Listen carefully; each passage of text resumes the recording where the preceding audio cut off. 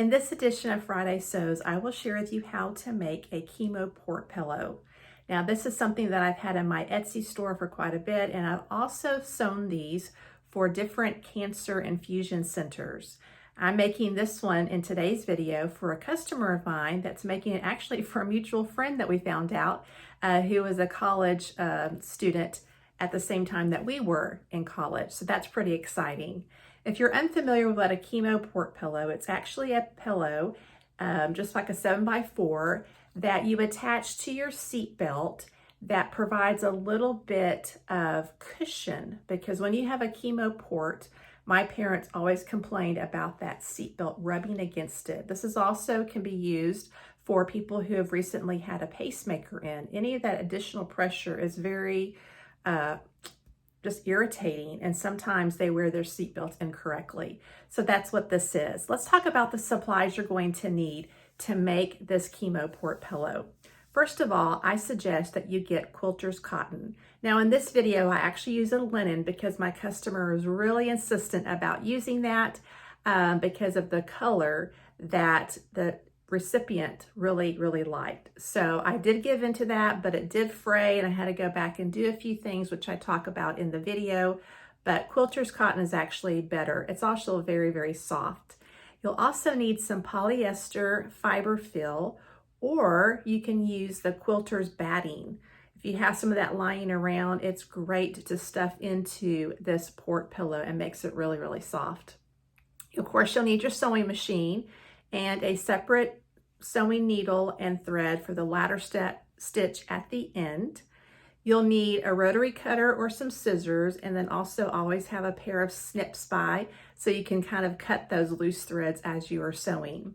You'll need pins, or I use those quilter binding clips, work perfectly, so either one of those would work well. You'll also need a marking tool and a ruler. And then lastly, some Velcro in a coordinating color to your fabric. So let's start with how to put this port pillow together. Cut your fabric 7 inches by 4 inches. Then cut 2 strips of Velcro about 3 1/4 inches in length. Now with the right side of the fabric up, take your ruler and measure down 1 1/2 inches from the top and mark, and from the bottom 1 1/2 inches up and mark. Repeat on the other side. Now for me, I have found that if I fold my Velcro strip in half, then I can kind of align it with each of those marks, as you see it on the fabric on the left.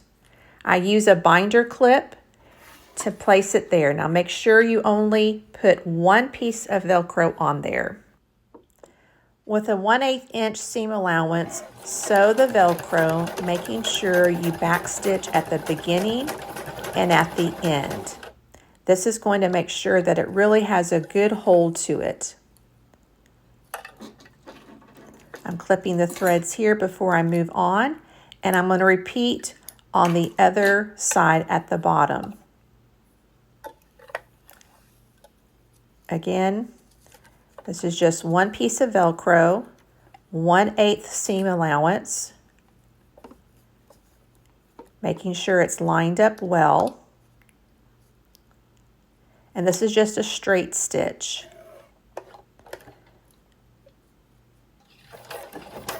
Back stitching, sewing. When I get to the end of the Velcro, back stitching again. Now I'm clipping all of my threads on the 2 pieces of Velcro that I've just sewn in place. To me, I just like to do that before I go on to the next step. This is not a mandatory step. If you want to wait until you sew the other side, you can do that, but this is what I'm doing here. Now this fabric is what my customer has selected. It's more of a linen. And later on, I'm going to take this apart and edge stitch it because it kept fraying and causing a lot of problems with the Velcro. But with quilter's cotton, I have not found that same issue.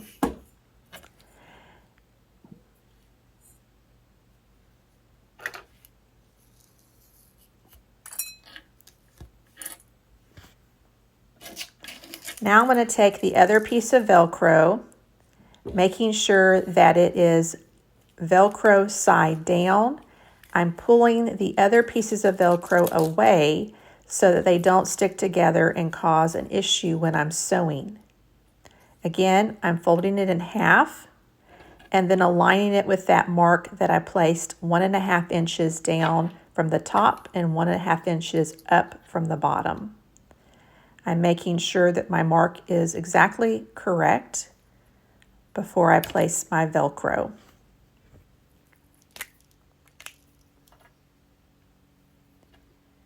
I was a little off, so I'm going back. I always like to measure twice rather than having to rip out seams.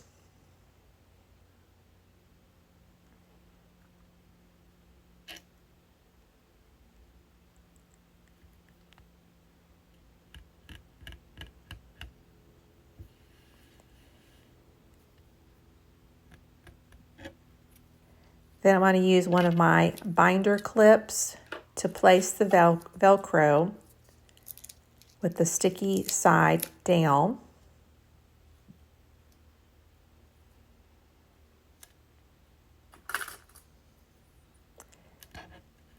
And repeating at the top.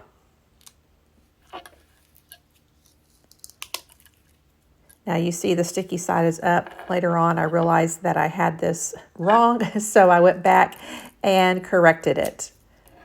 It's better to notice it before you put it all together. Trust me, it's a pain afterwards.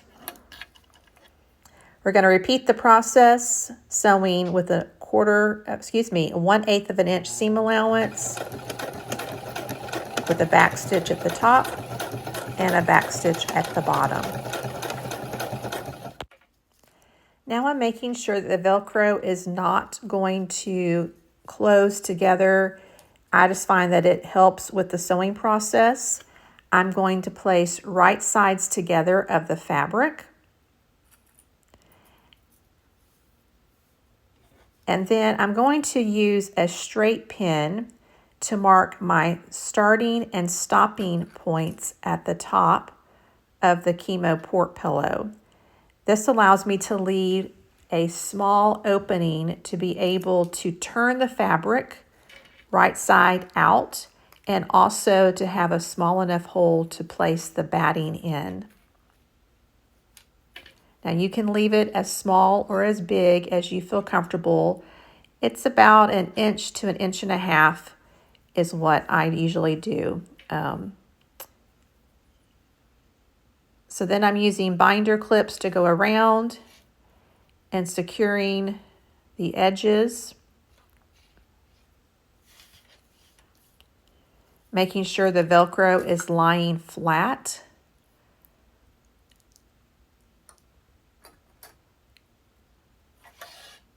You can add as many or as few as you feel comfortable.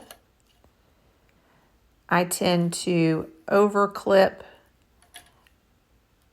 just because that gives me more security as I'm making the turns and as I am manipulating the fabric.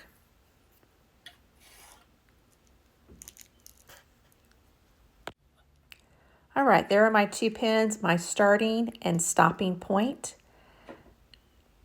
So I'm going to use about 1/4 of an inch seam allowance. This will make sure that as I go over the Velcro that I'm securing past that initial seam and securing the Velcro. So again, at the starting pin, I'm going to back stitch for extra durability. And then I'm going to make my 1/4 inch turn. I'm not quite there yet, so I'm going to add a little bit more and make that 1/4 inch turn and continuing down one of the long sides of the Chemo Port Pillow.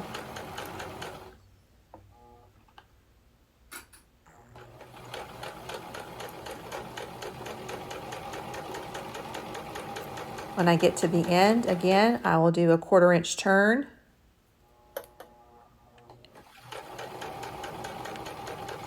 And continue on the bottom.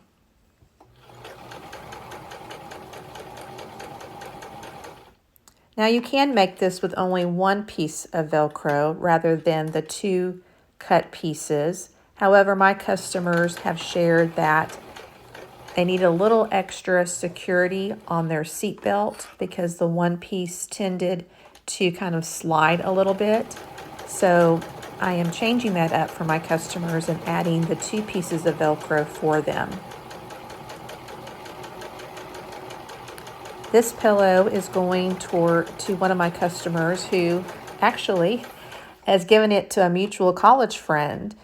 And so purple is her favorite color. She's been recently diagnosed with cancer, and so had her port put in. And so this will help the car ride as she drives to and from her chemo treatments. This also can be used for pacemaker patients or those that just don't like that feeling of the seatbelt rubbing against them, especially in the summertime. I find that my seatbelt is quite bothersome. Continuing around until I get to my end pin, and when I get there, I will back stitch just for extra durability as well. Now that I'm finished, I am making sure that I clip all of the threads before I make the next step possible. I'm also clipping around the corners, making sure that I don't cut into the seam.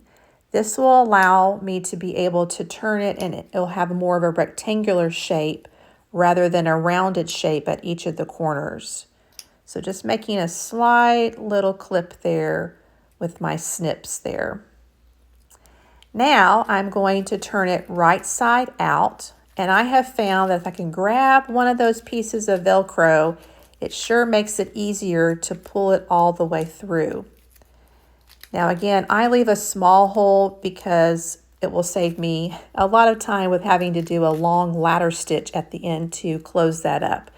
So you can make it bigger to make this process a little easier, but for me, it really saves me time at the end when I'm doing a ladder stitch. So we're pulling all this all the way through. Now I have it all the way through. I can use a chopstick or one of these seam turners just to push through and making sure those corners come out a little bit more square. And that will make it look more finished and more rectangular in shape.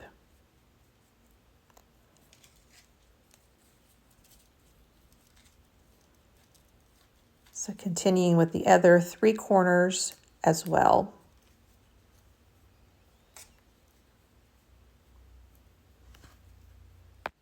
All right, I have all the corners like I like it. Now this is my first time using leftover quilter's batting rather than polyfill. I had run out of the polyfill, so I thought, let me try this, and I actually really like this. So if you are a quilter and have extra quilter's batting after you square up your fabric or your quilt top, save it because you can use it to stuff your port pillows. So I'm using one of these little seam turner, and then I eventually get my chopstick out because I find that it actually helps me get into those corners much better, and it's a little longer. Also, the quilter's batting didn't leave a lot of fuzz everywhere. When I used the polyfill, I was just covered with all of those little strings pieces from it. So this really provided a very nice, soft filling, and I have a bunch of it for my quilter's top. And it's easy to tear, and so I was very pleased about using things that I already had to make this project and not having to go out and purchase any other types of supplies. Make sure that it's stuffed really well where it's nice and soft. You don't want it too firm. I like to make it where it's kind of real squishy in the middle. Now that I have it stuffed, I'm going to use a ladder stitch, which is more of an invisible stitch, to close it up. Now you could use a top stitch from your sewing machine, but I like that this stitch is invisible and it looks more professional and finished than just using a top stitch from my sewing machine. Also, I don't like to have many stitches outside of the quilt of the port pillow because, again, those ports are so sensitive to clothing and such. At least was from my experience with my mother and my father. They just were constantly complaining about their clothes bothering their port. So I'm trying to alleviate any kind of threads that would possibly irritate their port. So I'm finishing this up. At the end, I will double knot, making sure the knot is inside of the port pillow.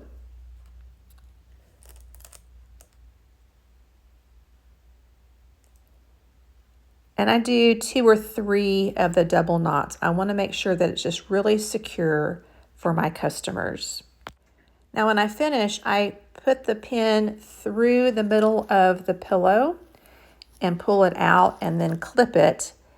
And then it makes sure that there are no threads hanging out. And as you can see, you Velcro it together. And when you wear it on your seatbelt, the Velcro side goes out pointing towards your front windshield, and the soft part goes against your body.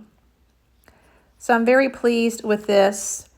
Again, I would have used the quilter's fabric, but the customer really wanted this purple linen.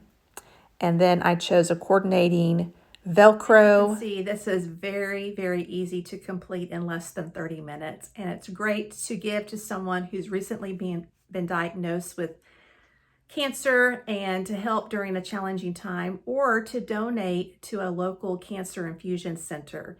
If you're interested in purchasing one of these, I will include my Instagram handle down below. You can contact me there and we can set up what color fabric you would like for that, maybe for a family or friend or yourself. Again, I hope that you enjoyed this video. If so, please give it a thumbs up to let me know that it provided value and help to you as you are using your sewing craft to help others during a difficult time. Well, I'm going to pop another video up here that you can watch until we meet again in my next video. Have a great day and happy sewing.